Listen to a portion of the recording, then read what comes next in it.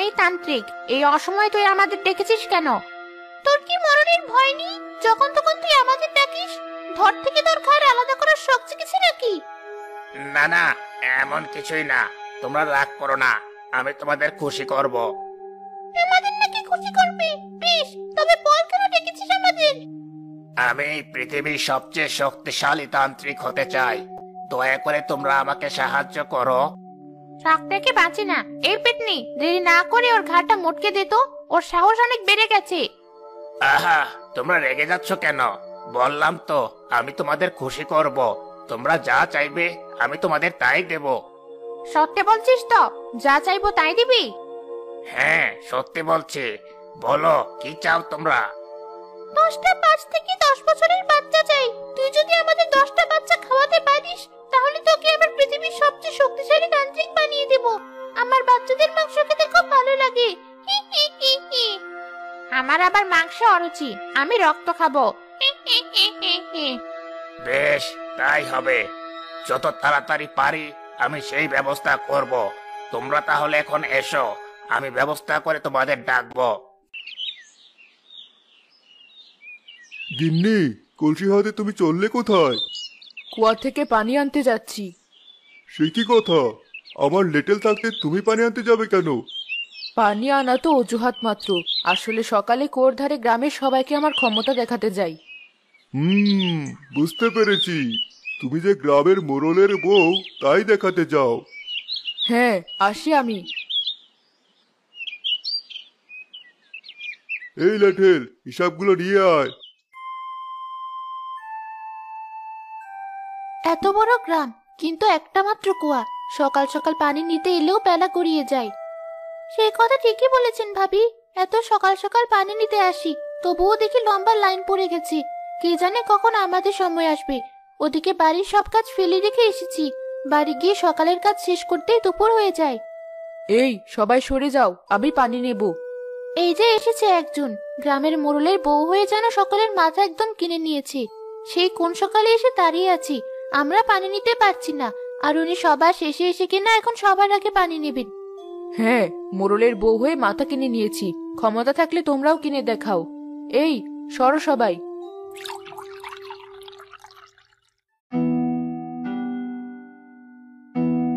দেখলে ভাবি, প্রতিদিন এসে এভাবে পানি নিয়ে চলে যায় আর দেমাক দেখিয়ে যায়।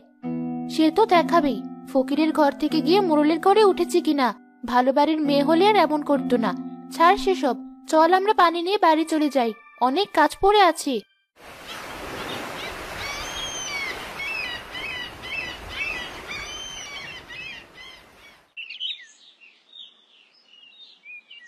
ওই দেখ, চলে এসেছে মোড়লের বউ। আমাকে দেখে মুখ কালো বানানো? দাঁড়াও, দেখাচ্ছি মজা। আহ, চোখে দেখতে পান না নাকি এভাবে কেউ কারো পায়ে পাড়া দেয়? মোড়লের বউকে দেখে সম্মান করে সরে না দাঁড়ালে এভাবে পায়ের পাড়াই খেতে হবে। তার চেয়ে বড় কথা, তোদের মতো গরিবদের তো এটার জন্য খুশি হওয়া দরকার যে মোড়লের বউ তোদের পায়ে পাড়া দিয়েছে। সর এখন, আমাকে পানি নিতে দে।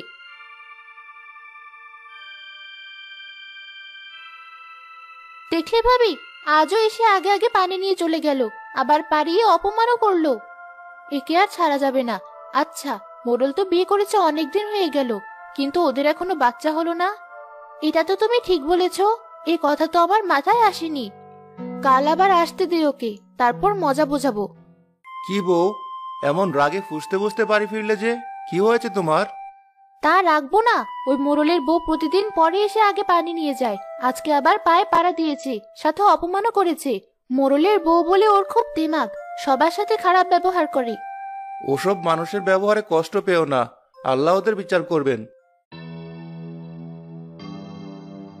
এই তান্ত্রিক, তুই আমাদের আশা দিয়েছিলি ছোট বাচ্চা খাওয়াবি, এখনো তোর কোনো খবর নেই কেন?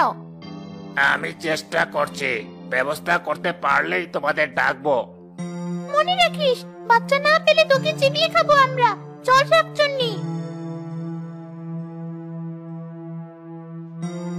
খুব তাড়াতাড়ি আমাকে একটা ব্যবস্থা করতেই হবে, না হলে ওরা আমাকে ছাড়বে না।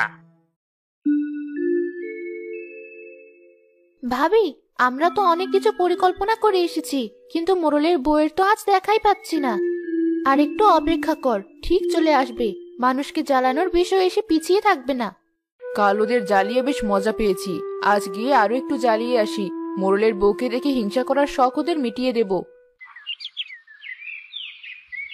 কি গিন্নি, একা একা কি বলছো?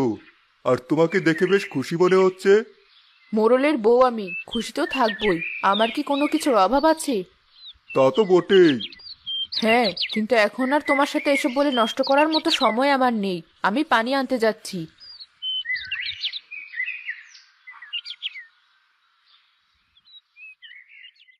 ওই দেখ, বলতে বলতে চলে এসেছি। আজও বুঝবে মজা। আমাদের অপমান করার শখ আজ ওকে আমি মিটিয়ে দেব। দাঁড়াও, আমি বলছি ওকে শুনিয়ে। আচ্ছা ভাবি, একটা কথা বলো তো। আমাদের বরের আগেই তো গায়ের মোড়ল মশাই বিয়ে করেছেন। আমাদের তো ছেলে মেয়ে হয়ে তারা বড় হয়ে গেছে, কিন্তু মোড়লের তো এখন একটা ছেলে মেয়েও হলো না। সেটাই তো, মোড়ল কি তবে আরো বুড়ো বয়সে বাপ ডাক শুনবে, নাকি এ জীবনে শুনবেই না? হে হে হে হে।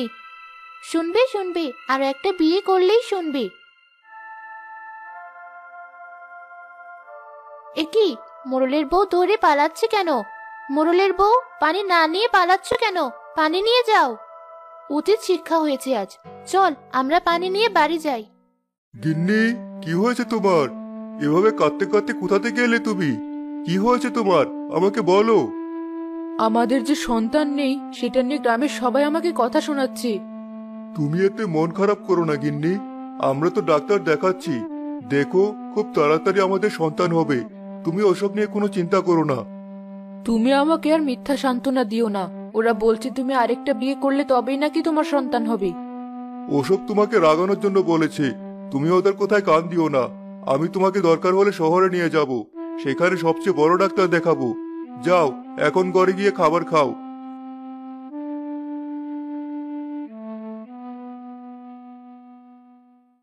মোড়ল মশাই, যদি অভয় দেন তো আমি আপনাকে একটা কথা বলতে চাই। কি কথা বলো? আপনি তো জানেন গিন্নিমার সন্তান হবে না, কতই তো চিকিৎসা করালেন। আর আপনারও তো বয়স বাড়ছে। তার চেয়ে ভালো সময় থাকতে আপনি আরেকটা বিয়ে করে নিন। তুই আবার অনেক কাছের মানুষ, তাই এই কথা শুনেও আমি তোকে কিছু বললাম না। কিন্তু আর কোনোদিনও যদি এমন কথা উচ্চারণ করিস, তবে আমি তোকে দেখে নেব। আমার গিন্নিকে আমি অনেক ভালোবাসি। মাফ করবেন মোড়ল মশাই। ভাবি, চলো পানি নিয়ে আসি। আজ একেবারে আমার বাড়ি চলে এসেছো? হ্যাঁ, কাল মোড়লের বউকে অপমানের শোধ দিতে পেরে খুব মজা লেগেছে। তাই তোমার বাড়ি চলে এসেছি একটা ফন্দি বানাতে। যদি আজ আবার আসে তবে আজকেও তাকে অপমান করব। ঠিক আছে, চলো।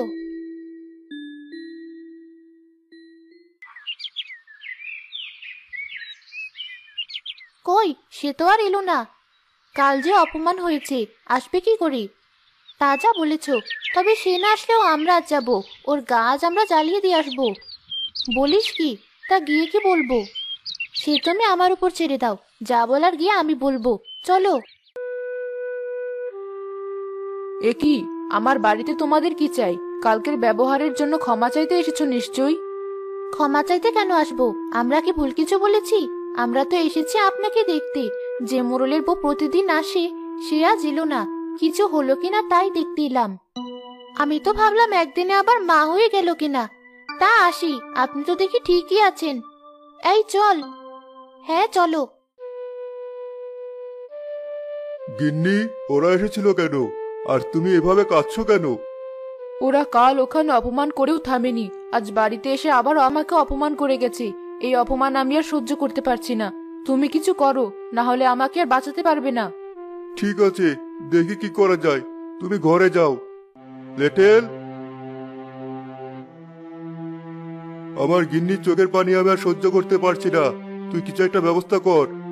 মোড়ল মশাই, আমি একজন তান্ত্রিকের খোঁজ জানি। অনেক বড় তান্ত্রিক সে, অনেক অসাধ্য সে সাধন করতে জানে। আপনি একবার গিন্নিমাকে নিয়ে তার সাথে দেখা করে আসুন। ঠিক আছে, তবে তাই করব। কালই সেখানে যাব আমরা।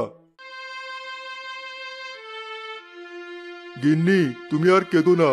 আমরা কাল এক জায়গায় যাব, দেখবে আমাদের সব সমস্যার সমাধান হয়ে যাবে। বল, কি সমস্যা তোদের? আমাদের বিয়ে হয়েছে অনেক বছর, কিন্তু আমাদের কোনো সন্তান হয় না। আমাদের একটা সন্তান চাই। হ্যাঁ বাবা, দয়া করুন আমাদের, আমাদের একটা সন্তান চাই। সন্তান তো হবে, কিন্তু তার জন্য কঠোর এক পথ পাড়ি দিতে হবে, যা তোরা পারবি না। আমরা সব পারবো, যত কঠিন পথ হোক না কেন। আপনি বলুন আমাদের কি করতে হবে। আমার কাছে এক শাকচুন্নি আর এক পেতনি আছে। তোদের দুজনের শরীরে ওদের দুজনের জায়গা দিতে হবে। ওরা 1 বছর তোদের শরীরে থাকবে আর ওদের পছন্দের খাবার খাবে। বেশ, তবে তাই হবে, আপনি তাই করুন, আমাদের কোনো আপত্তি নেই। বেশ, আমি তাহলে ওদের ডাকছি। তবে মনে রাখিস, ওরা যা খেতে চাইবে তাই খাবে। এতে তোদের অসুবিধা হলেও আমার আর কিছুই করার থাকবে না। আমি কিন্তু আর ওদের ফেরাতে পারবো না।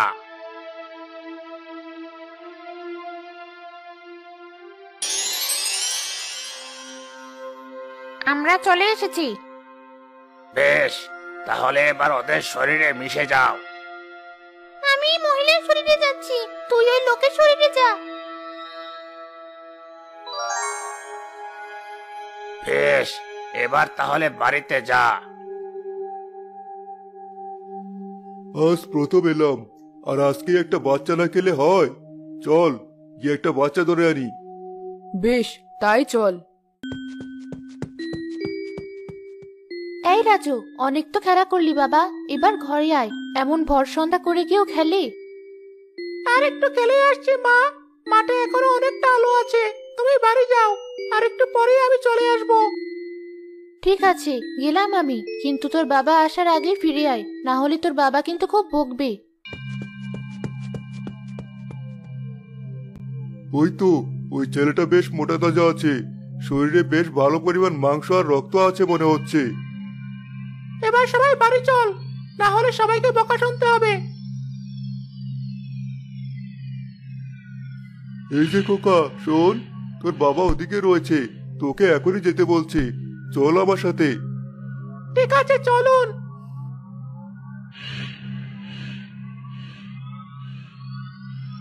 আচ্ছা, আপনি আমাকে কোথায় নিয়ে যাচ্ছেন? আমার বাবা কোথায়? অনেক বেশি কথা বলছিস তুই। তোর রক্ত দিয়ে তৃষ্ণা মিটিয়ে নেই, তাহলে আর কোনো কথা বলতে পারবি না।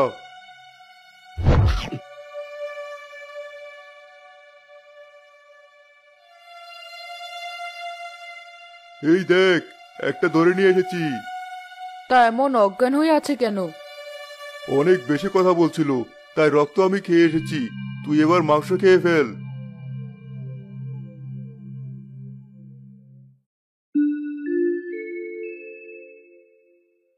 বউ, রাজু কোথায়?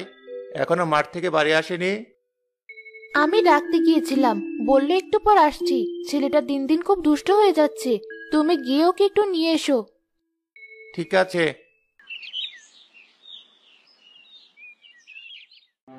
একি, মাঠে তো কেউ নেই, বাড়িতেও রাজু নেই, তাহলে গেল কোথায়? এদিক ওদিক একটু দেখি। রাজু, রাজু, রাজু, না, কোথাও তো দেখতে পাচ্ছি না। নাকি আমি আসতে আসতেও বাড়ি গেছে? গিয়ে দেখি তো।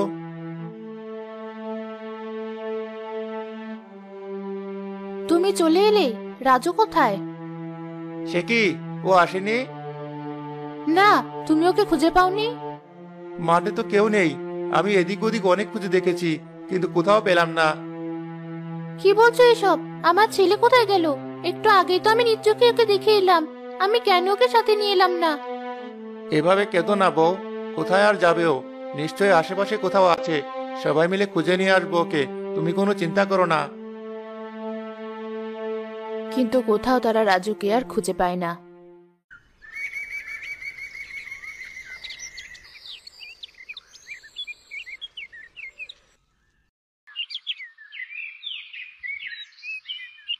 আজ কাজে আসতে বেশ দেরি হয়ে গেল।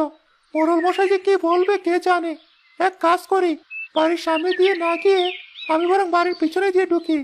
তারপর মোড়ল মশাই সামনে পড়লে বলবো অনেকক্ষণ হলো এসেছি, বাড়ির পিছনে দিয়ে কাজ করছিলাম। আর যদি না পড়ে তবে কিছুই বলবো না। কি, বাড়ির পিছনে এসব কিসের হাড় পড়ে আছে? দেখে তো কোনো পশুর হাড় মনে হচ্ছে না। তবে এগুলো কিসের? আর মোড়ল মশাই যদি কোনো পশু জবাই করতেন তবে তো আমাকে সাথে নিয়েই করতেন। তাহলে এগুলো এখানে এলো কি করে? মনে হয় কেউ ফেলে গেছে। আমি এগুলো নিয়ে ফেলে দিই, তাহলে আর কারো কথা শুনতে হবে না। কাল রাতে খুব তৃপ্তি করে ওই কচি ছেলেটার শরীরের মাংস খেয়েছি। আজ আরেকটা খেলে কিন্তু মন্দ হয় না। তা যা বলেছিস, আর ওই কচি ছেলের রক্ত খেয়ে আমার আরো রক্ত খেতে ইচ্ছে করছে। এখন এসব কথা আর বলতে হবে না, দেয়ালেরও কান আছে।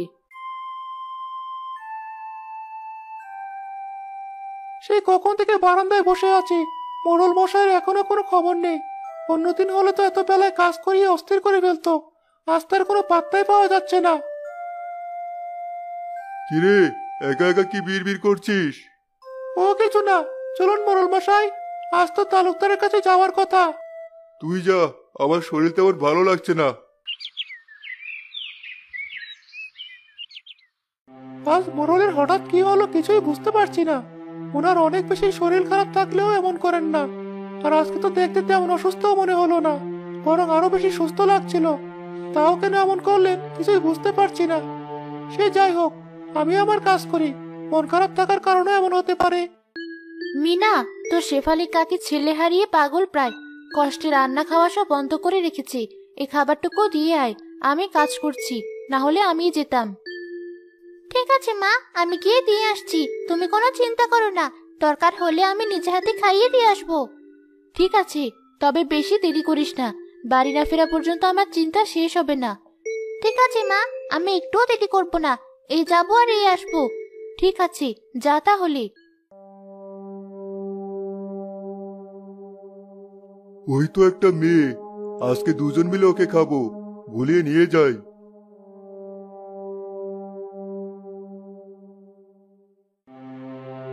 মেয়েটা সে কখন গেল, এখনো ফিরে এলো না। বললো তো যাবে আর আসবে, কিন্তু এত সময় হওয়ার পরও তো কোনো দেখাই নেই ওর। নিজে গিয়ে ওকে নিয়ে আসি, আর রাজুর মাকেও একটু দেখে আসি। মিনা, মিনা, কি রে, মিনা মিনা করছিস কেন? মিনা তো আসেনি। কি বলছো তুমি এসব? ওকে তো আমি সে কখন খাবার দিয়ে তোমার বাড়িতে পাঠিয়ে দিয়েছিলাম, আর বলেও দিয়েছিলাম দেরি না করতে, খাবার দিয়ে চলে যেতে। কিন্তু মিনা তো আজ সারাদিনে একবারও আসেনি। আমার মেয়ে তাহলে কোথায় গেল? মিনা, কোথায় গেলি মা? আমার কাছে ফিরে আয়। কান্নাকাটি করে সময় নষ্ট না করে তাড়াতাড়ি ওর বাবাকে খবর দেই, আর চলো সবাই মিলে খুঁজি। আমার ছেলের মতো আর কোনো সন্তান এভাবে যেন নিখোঁজ না হয়। চলো সবাই। এক এক দিন যে তুই কি ধরে আনছিস। খা খা, মন ভরে খা, আর চিন্তা করিস না, কেউ কিছু বুঝতে পারছে না, কাল আবার খাবো।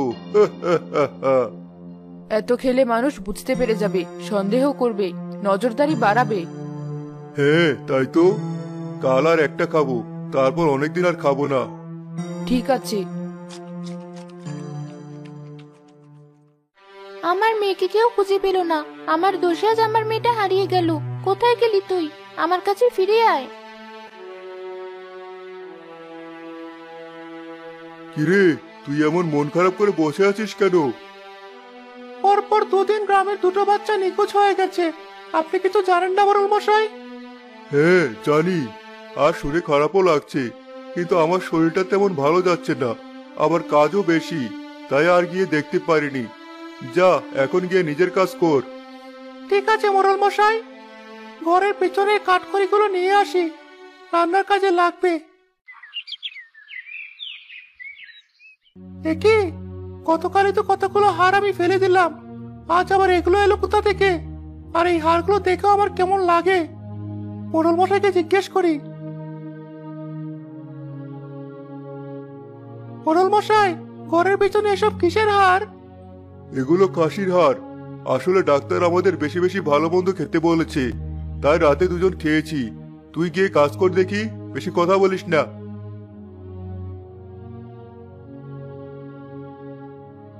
মোড়লের কথা আমার কেমন যেন বিশ্বাস হচ্ছে না, কিন্তু কি আর করা, বেশি কথা বললে আমার চাকরি থাকবে না, তখন না খেয়ে মরতে হবে। আমি গিয়ে আমার কাজ করি।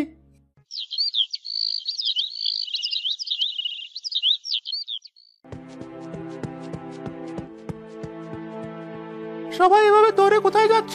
কি হয়েছে বলে যাও আমাকে। আজকে আবার তালুকদারের ছেলে নিখোঁজ হয়েছে, গ্রামে কি হচ্ছে কিছুই বুঝতে পারছি না। প্রতিদিন একটা করে বাচ্চা নিখোঁজ হতে শুরু করেছে। এভাবে চলতে থাকলে আমরা বাঁচবো কি করে? সবাই এখন তালুকদারের বাড়ির দিকে যাচ্ছে।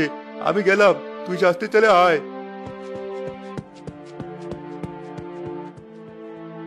আমার কেন যেন মনে হচ্ছে মোরলের বাড়ির পেছনে ওই হাড়ের সাথে এই বাচ্চাগুলো হারিয়ে যাওয়ার কোনো একটা সম্পর্ক আছে। দুদিন দুটো বাচ্চা হারিয়ে গেল, আর সেই দুদিনই মোরলের ঘরের পেছনে আমি হার পেলাম। হাড়গুলো দেখে আমার বেশ সন্দেহ হয়েছিল। এটা আর এড়িয়ে গেলে হবে না। আমি গিয়ে সবার সাথে একটু কথা বলি। কিছু হলে পরে নিজেকে আর ক্ষমা করতে পারবো না। চাকরির ভয়ে গ্রামের মানুষের এত বড় ক্ষতি আমি হতে দিতে পারি না। এই গ্রামে এসব কি হচ্ছে? আমি কি করে আমার ছেলেকে বলে থাকবো? আমাদের আর এভাবে বসে থাকলে চলবে না, কিছু একটা করতে হবে। 3টা বাচ্চা নিখোঁজ, তারা কোথায় আছে, কেমন আছে, ও তো বেঁচে আছে কিনা কিছুই জানি না আমরা। কিরে, তুই এভাবে হাবাতে হাবাতে আসছিস কেন? স্থির হ। তালুকদারের ছেলের নিখোঁজ হওয়ার কথা শুনে আমার মাথা আর কাজ করছে না। আমি তোমাদের একটা কথা বলতে চাই। আমার মনে হচ্ছে এসবের সাথে মোরল জড়িত। কি বলছিস এসব? হ্যাঁ, ঠিকই বলছি আমি। 2 দিন দুটো বাচ্চা নিখোঁজ হয়েছে, আর এই 2 দিনে আমি মোরলের ঘরের পিছনে অনেক হার পেয়েছি। সেই সাথে আমি মোরলের অনেক পরিবর্তন খেয়াল করছি। বলিস কি? এখনই চলো সবাই, দেখি কি অবস্থা।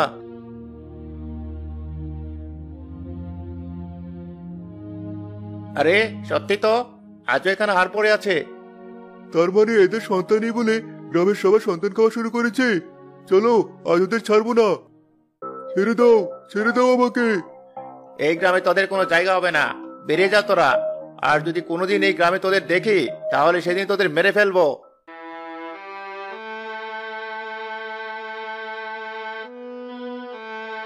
আমরা তো বুঝতে পারছি আমাদের সাথে শাকচুন্নিয়ার পেট নিয়েই কাজগুলো করেছে। তাহলে এবার আমরা কি করব?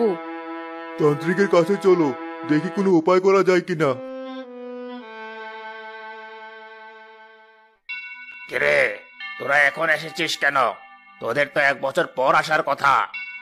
বাবা, আপনার শাকচুন্নার পেতনি 3জন বাচ্চাকে খেয়ে ফেলেছে, আর গ্রামের লোকেরা আমাদের মেরে গ্রাম থেকে তাড়িয়ে দিয়েছে।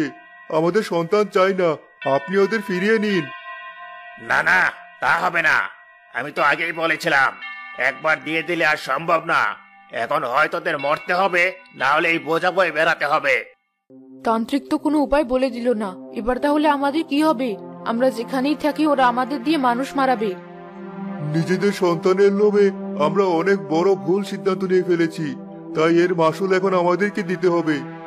কি বলছো তুমি এসব? আমরা কি করব তাহলে এখন? শাকচুন্নি আর পেতনিকে বলবো আমাদের খেয়ে ফেলতে, তাহলে ওরা আর আমাদের ব্যবহার করে মানুষের ক্ষতি করতে পারবে না। আমরা আমাদের লোভের মাসুল দেব। তুমি আমার জন্য জীবনে অনেক কিছু করেছো, তাই তুমি যা বলছো তাই হবে। এখন সন্ধ্যা নেমে এসেছে, চলো লুকিয়ে আমাদের বাড়িতে যাই। জীবনের শেষ নিঃশ্বাস ওখানেই ত্যাগ করব।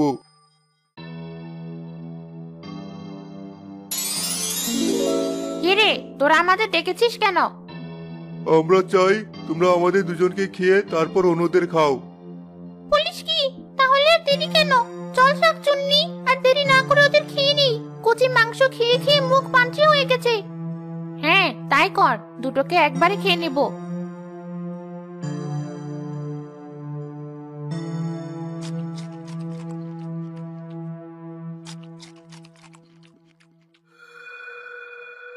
এই হুজুকের মাথায় আমরা এটা কি করলাম? ওরা তো আমাদের বোকা বানিয়ে দিল। কি বলছিস? বোকা বানালো কি করে? আরে, ওরা তো মরে গেল। এখন আমরা বাকিগুলো কার ঘাড়ে বর করে খাবো? তো কি হয়েছে? ওই তান্ত্রিককেও আমরা খেয়ে নেব, তাহলে আমাদের কাছে আর কোনো শক্তি চাইতে পারবে না। কিরে, তোরা এখন এখানে কেন? আমরা এখন তোকেও খাবো, ওদেরও খেয়েছি। এ আমি কি করলাম? আমার লোভে এতগুলো প্রাণ চলে গেল। আমি শক্তিশালী না হতে চাইলে এত জীবন চলে যেত না, আর আমারও আজ এভাবে প্রাণ হারাতে হতো না।